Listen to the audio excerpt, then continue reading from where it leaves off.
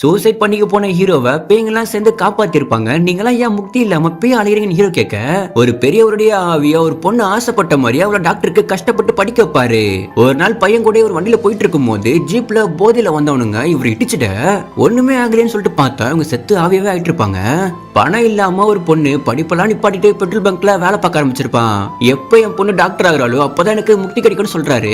அங்க இருக்க ஒரு பையனோட பேயும், நான் கொரோனாவால பாதிக்கப்பட்டு ஹாஸ்பிட்டல்ல இருந்தேன், என்னை காப்பாத்த என் அப்பா அம்மா வச்சிருந்த 1 கோடி வேல்யூ உள்ள இடத்த அவசரத்துக்கு 20 லட்சத்துக்கு வித்து ஹாஸ்பிட்டல்ல என்ன காப்பாத்துக்க கட்டினாங்க. ஆனா ட்ரீட்மெண்ட் அப்போ என் பக்கத்துல இருந்து அரசியல்வாதி உயிர் தான் முக்கியம்னு என்கிட்ட இருந்து ஆக்சிஜன் மாஸ்க் புடிங்கி அவருக்கு வச்சதால இறந்தே போயிட்டேன். அதுக்கப்புறம் என் அப்பா அம்மா கூலி வேலை பார்த்து கஷ்டப்பட ஆரம்பிச்சிட்டாங்க. அவங்க எப்ப நல்லா இருக்காங்களோ அப்பதான் எனக்கு முக்தி கிடைக்கும்னு சொல்றான்.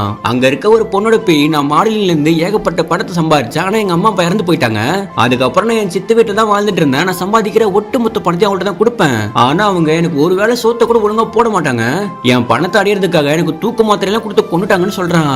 பாட்டியோட போய் உயிரோட இருக்கும் போது அவங்க பையன் உடம்பு சரியில்லாம இருக்க மனைவியை பார்க்கறதுக்கு சம்பாதிக்கிற மொத்த பணத்தை செலவு பண்ணிட்டு இருப்பான். அப்ப எனக்கும் கொரோனா வந்துடுச்சு, என் பையன் எனக்கும் செலவு பண்ணி கஷ்டப்படா சொல்லிட்டு நானே கொரோனா அழிக்கிறதுக்காக சானிடைசரை ஃபுல்லா குடிச்சிட்டேன். பார்த்தா அடுத்த நாள் காலையில நான் இறந்தே போயிட்டேன். என் பையன் கஷ்டம்லாம் எப்போ தீருதோ அப்பதான் எனக்கு முக்தி கிடைக்கும்னு சொல்றாங்க.